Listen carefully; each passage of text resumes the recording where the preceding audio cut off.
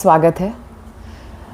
आज मैं आपको बताऊंगी कि हम ऊर्ध्व उपविष्ट कोणासन में कैसे पहुँचें।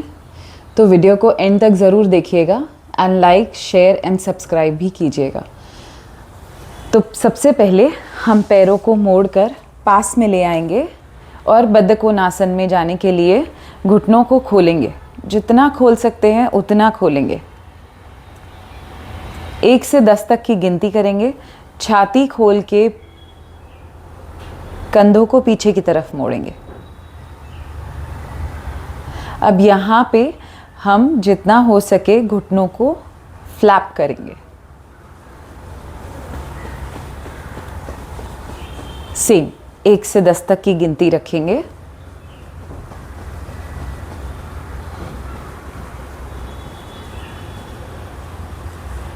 घुटनों को खुला रखें। श्वासों को अंदर लें। श्वास छोड़कर शरीर को आगे की तरफ झुकाएं। जितना झुका सकते हैं, जितना हो सके घुटनों को खोलते रहिए।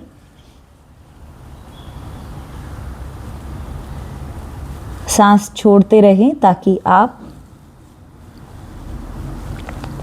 और नीचे की तरफ अपना सर ले जा पाए।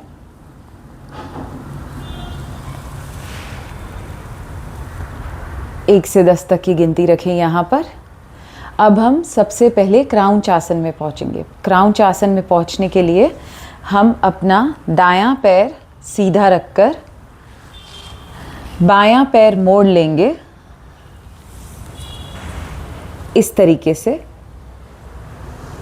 एड़ी को पीछे की तरफ लाएंगे।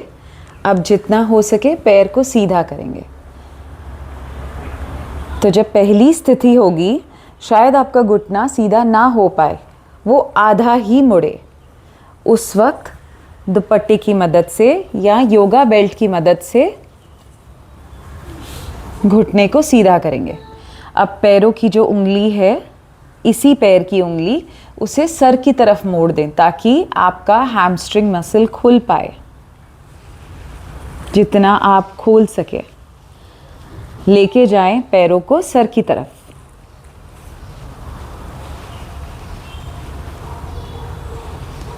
एक से 10 तक की गिनती रखेंगे। धीरे धीरे पैर नीचे लेकर आएंगे। अब यही क्रिया दूसरी तरफ। पैर को अंदर मोड़कर एड़ी को जितना अंदर ले सकते हैं लेकर पैर को नीचे से पकड़कर सीधा करेंगे। तो ये आपको कुछ इस तरह दिखाई देगा।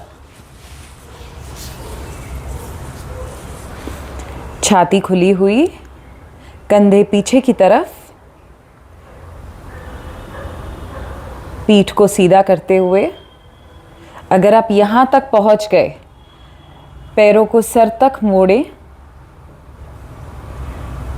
अब धीरे धीरे अगर ये सर के पास आ सके तो ले आएं।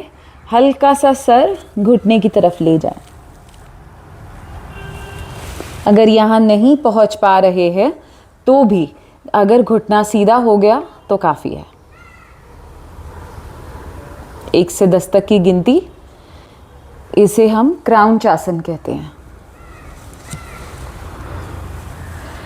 अब यहाँ से फिर से पैरों को मोड़ लेंगे और पकड़ लेंगे, जैसे एक छोटे बच्चे को पकड़ा जाता है, बस उसी प्रकार से। इस आसन को हम कहते हैं शिशुपालन आसन। अगर आप उंगलियों को इस तरीके से ना पकड़ पाएँ, सिर्फ छाती से लगा लेंगे तो भी चलेगा। अगर आपने अपने पैर को छाती से, अपनी टांगों को छाती से लगा लिया, छाती खोल ली, तो भी काफ़ी है। और अगर आप यहाँ तक पहुँच गए तो उंगलियों को एक दूसरे से मिला लें और ज़ोर से पकड़ लें। 1 से 10 तक की गिनती रखें। अब जैसे बच्चे को सहलाते हैं, इस टांग को हमें इसी तरीके से सहलाना है। इसमें आपका hip muscle, groin muscle, hamstring muscle तीनों खुलेगा।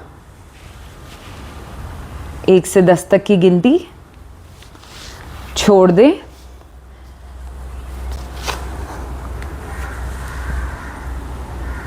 दूसरी तरफ भी यही करना है हमें। पकड़ लें। ये पोस्चर आपको कुछ इस तरह दिखाई देगा, जहाँ पे हमने पैर को उठाया और कोनी में लॉक कर दिया और छाती से लगाया, जैसे छोटे बच्चे को लगाते हैं। यहाँ पे जैसे सहलाते हैं वैसे सहलाएंगे। ये ना हो पाए, इतना हो पाए तो भी चलेगा।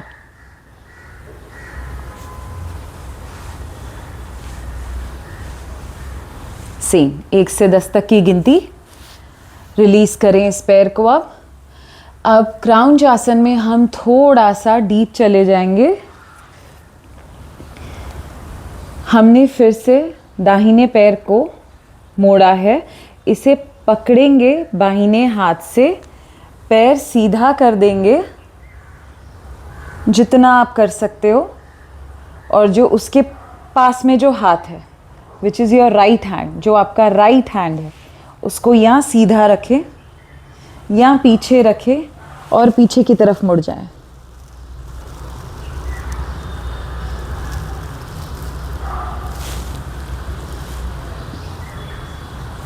एक से 10 तक की गिनती, छोड़ दें।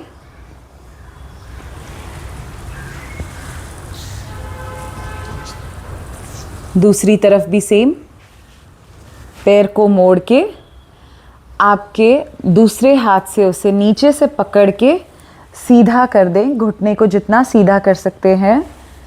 हाथ को एक सींग में ले आए, कंधे की सींग में ले आए, या तो यहीं पे पकड़ लें अगर आपके लिए ये बैलेंस इजी है, या फिर हाथ को पीछे लेके जाएं और जितना हो सके कमर को मोड़ दें।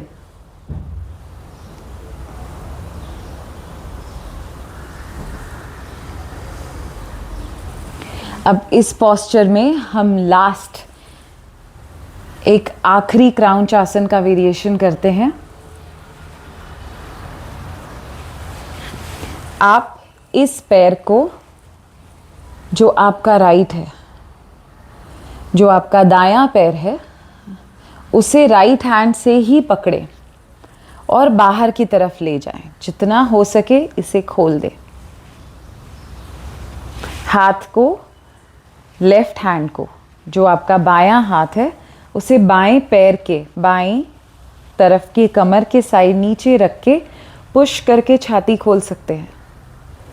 इसमें आपको जब भी लगे आप दुपट्टे का सहारा लेके पूरे पैर को खोल सकते हैं, पोस्चर में डीप जा सकते हैं।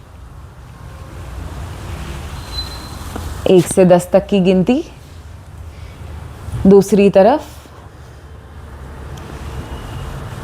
बाएं पैर को पकड़कर बाएं हाथ से दाहिना हाथ दाहिने कमर साइड के नीचे रख के पैर खोलें और जितना खोल सकते हैं छाती खोलें।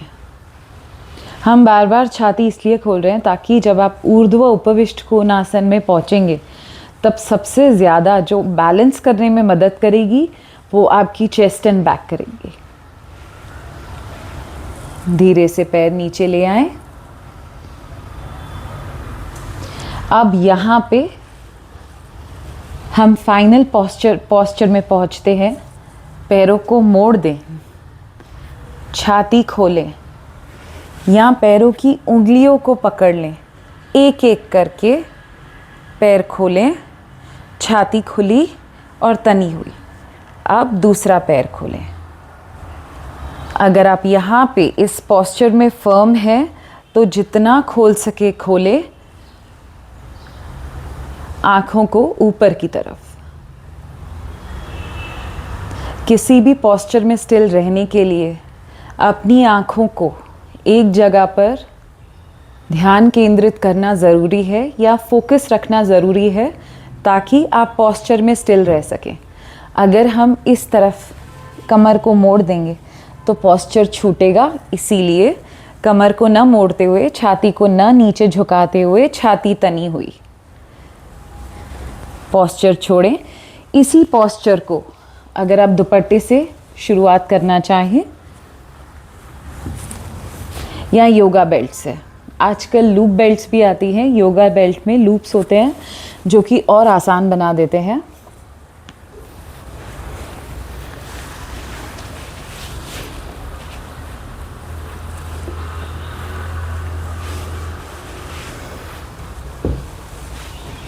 पहले पैरों को मोड़ दें, दुपट्टे को फोल्ड कर दें, आप पोस्चर में पहुंच जाएं। छाती खुली और तनी हुई, जितना हो सके पोस्चर को खुला रखें।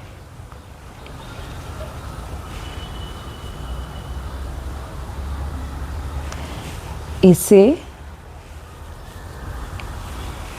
उपविष्ट कोणासन से ख़त्म करें। पैरों को नीचे लेकर आएं, दुपट्टे का सपोर्ट आपने वैसे भी ले रखा है, दुपट्टे को हटा दें। अगर आपके घुटने सीधे नहीं हो रहे हैं, हल्का सा बेंड कर लें, हाथों को सामने ले आए या पैरों की पहली उंगली को पकड़ ले और सामने देखें। अगर आपके घुटने सीधे हो रहे हैं तो पैरों की उंगलियों को फिर से अपने सर की तरफ बनाए रखें और आगे की तरफ झुके।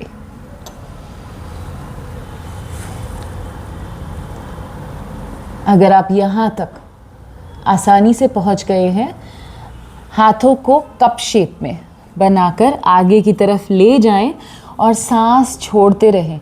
आंखें खुली रखें ताकि आप देख पाएँ कि आप पोस्चर में कितना डीप जा पा रहे हैं।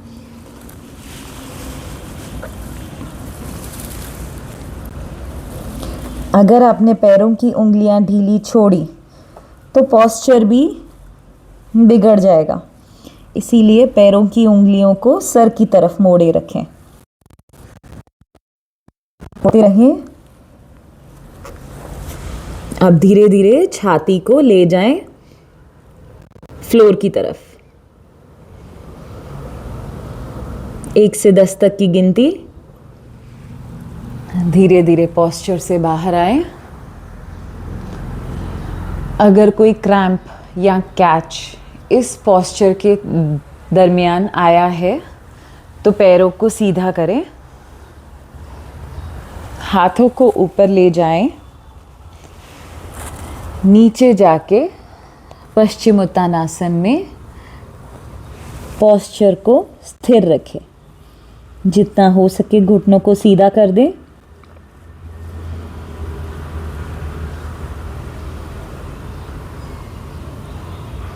एक से 10 तक की गिनती। धीरे धीरे पोस्चर से बाहर आए। Thank you so much. अगर आपको ये इन्फॉर्मेशन हेल्पफुल लगी या आप इसमें कुछ चेंज चाहते हैं या कोई वेरिएशन चाहते हैं, मुझे कमेंट करके ज़रूर बताइए। Thank you.